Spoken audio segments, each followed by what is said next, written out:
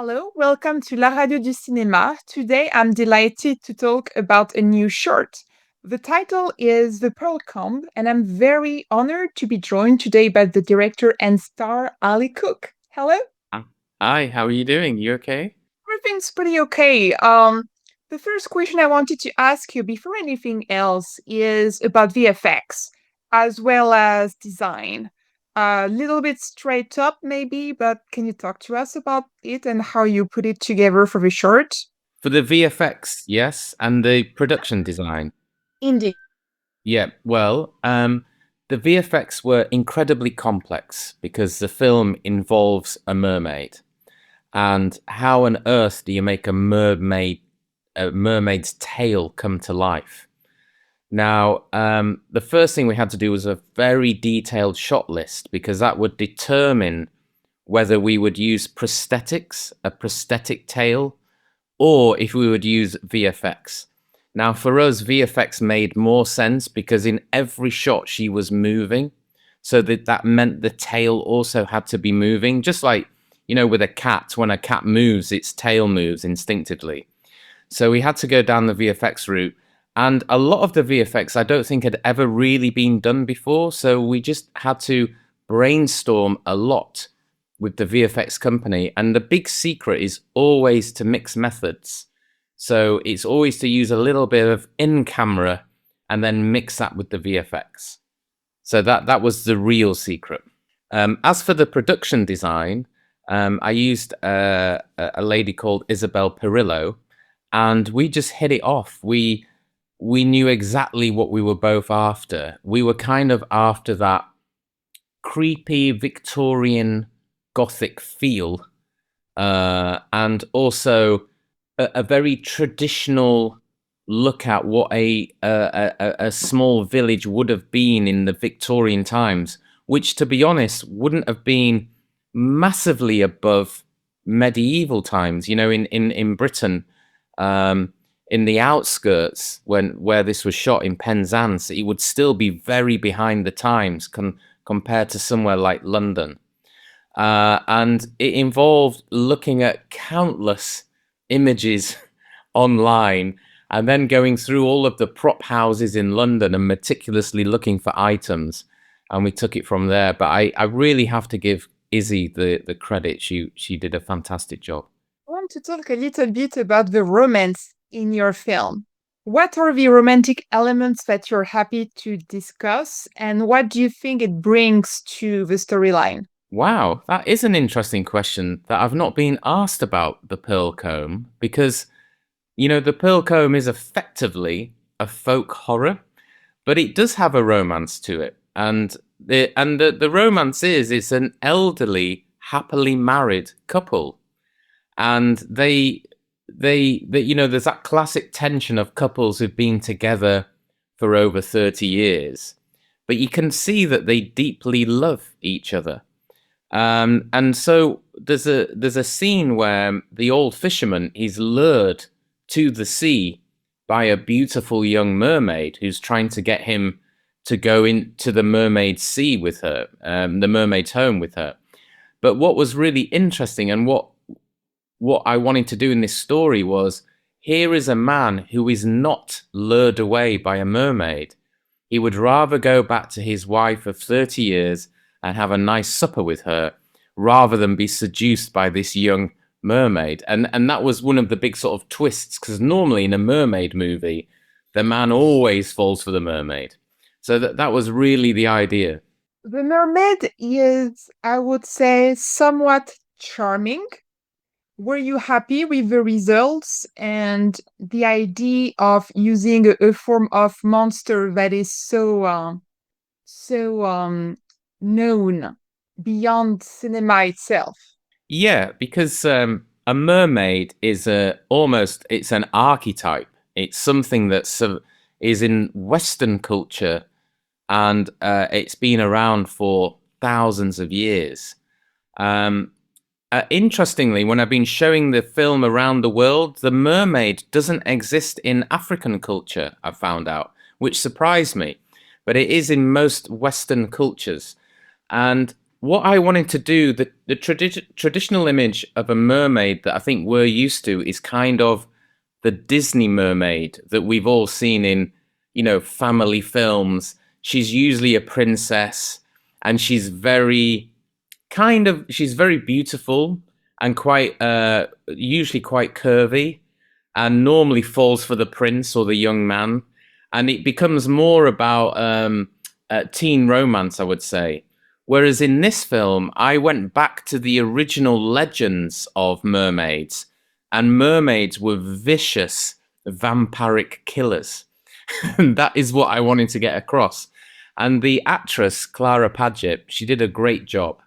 And she was alluring, and she was, of course, very sexy, but also you could tell she had a desperation and a little bit like an animal in the wild. If she doesn't feed, she will die. And I think she managed to get that across on screen. So, in a way, I think I tried to portray the mermaid not in a Disney way, but in a more realistic way. What are you hoping to achieve with such a modern story? Well, that's a good question.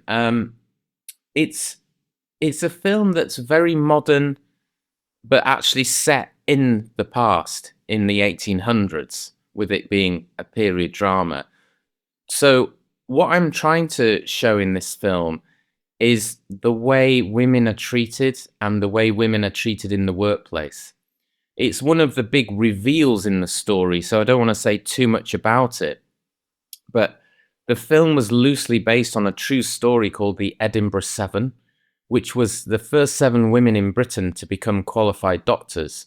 The actual medical community actually tried to ban them from practicing.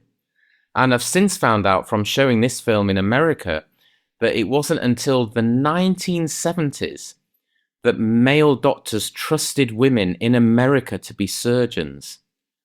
And it's just crazy. It's that to me, like I'm not like a very political person or anything like that, but I do like to point out absolutely ridiculous injustices when they exist. I'm pretty sure I would be no better or worse as a surgeon than any woman in the world. And I was trying to point that out that in this film that it's crazy how sometimes by looking at the past we can see the ridiculous views that we have now. And that also comes with a lot of teamwork to represent such a shift, and cinema also can achieve that. The idea that we should always see beyond borders, barriers, and sometimes habits. Can you talk to us about the teamwork with the film? Yeah.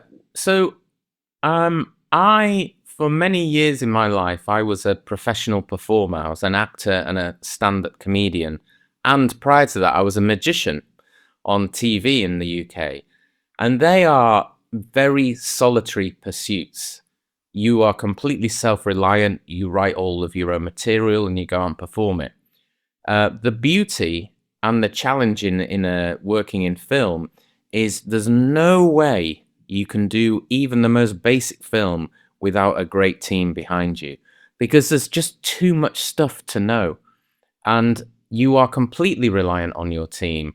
And the producers that I worked with on this, which was Stigma Films, they helped me concoct a brilliant team of people, and we all got on swimmingly, and pardon the pun. And what I think the way to do that is to have a very clear vision of what you want the film to be. And then my job is to communicate that vision in a very simple, direct way. And then everyone knows where they are. And I think that's really the big challenge with being a director. You're also starring in the film. Was that something that was predetermined, or did it just happen like that? Well, I'm an actor, so all actors want to be the star of their own project.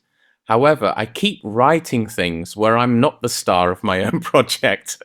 And then I get to the end of the story and I think, what role could I do in this?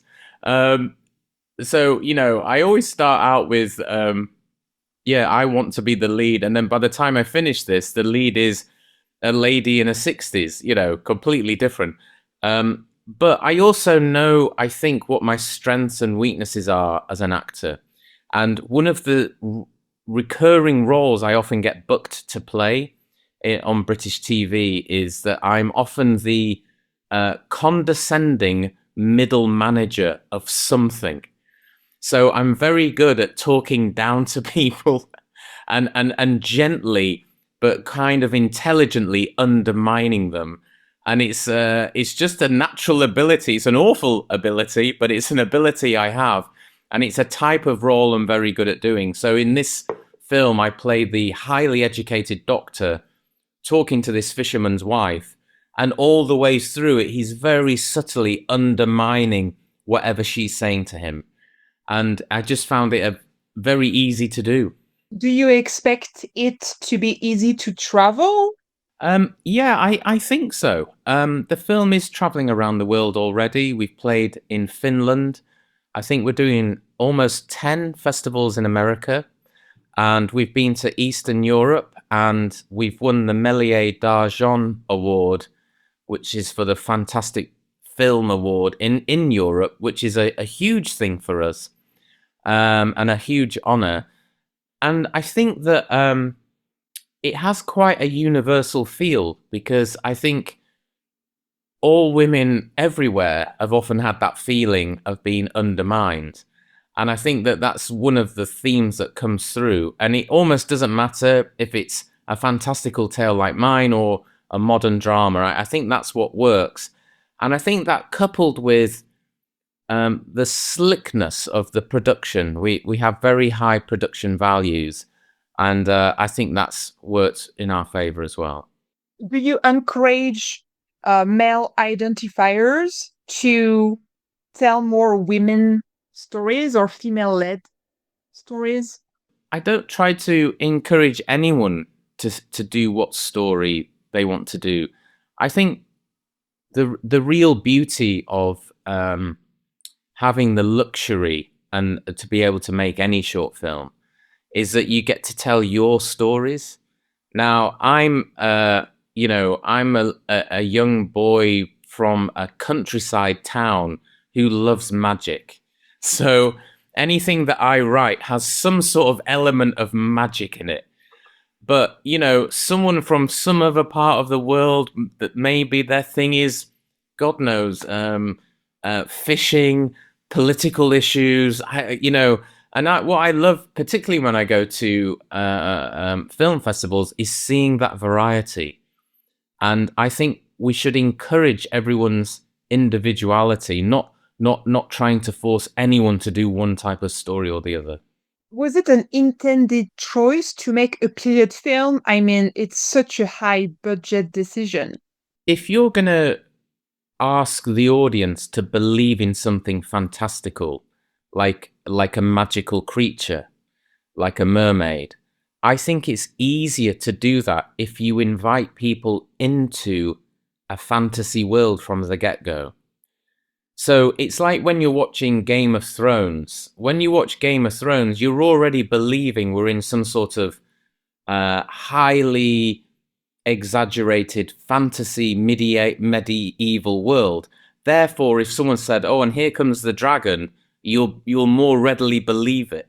Whereas if you set a film now and you said, "Oh, there's a dragon," people are going to be like, "Oh, this is just too cheesy. It doesn't make sense." So for me, inviting the audience to believe a mermaid, I think it was easier for me to do that by setting it in the past. Setting it in the past and also making it somehow charming and attractive. That's something I would love for you to talk about to our audience, the importance of monsters on the screen. When I was studying screenwriting, the famous book is Story by Robert McKee, and he talks about Hannibal Lecter. And he was saying that the worst villains in the world are the ones where he's a bad guy, he's going to kill you. The most interesting villains in the world are the ones that, for some reason, you're charmed by them, you're entertained by them, You may even empathize with them, which is the ultimate villain. The ultimate villain is when you completely understand their point of view. So, and I think it just makes for more interesting storytelling that the monster is possibly likable. And so what we have with the siren is, you know, she's incredibly charming, she's incredibly seductive, she's visually, you know, Clara, who plays her, she's also a model, so she's a very striking lady. And so you've got all of those elements going. It just so happens she can only live by living off blood. So in a way, she's kind of a vampire, really, and it has similar tropes to a vampire. Normally, when you watch a lot of vampire films, they tend to be very seductive, very good looking, and very charming. Because firstly, it makes for a more interesting villain, and then secondly, it is, of course, the tactics they use to lure in their victims. In the film, there is also a lot of emphasis on dialogues, and that's something that also perhaps make it a little more period like. How did you work with the rest of the cast, to achieve such a great result?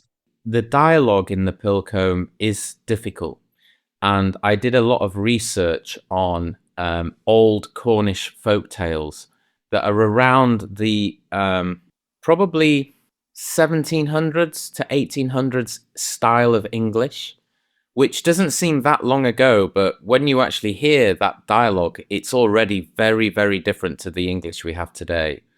Now, fortunately, B.T. Edney and Simon Armstrong, they've done a lot of theatre and they've done a lot of Shakespeare. So for them, it was a walk in the park. But for me and Clara, we just had to do a lot of rehearsing. And also, whenever you use a slightly unusual or dated dialect, you just have to make sure that everyone understands the subtext of each line. And then once you've managed to do that, it will flow.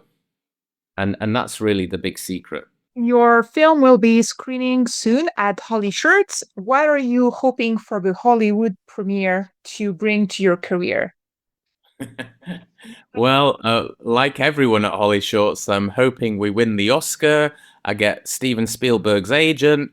I get to star in the next Star Wars. I mean, you name it.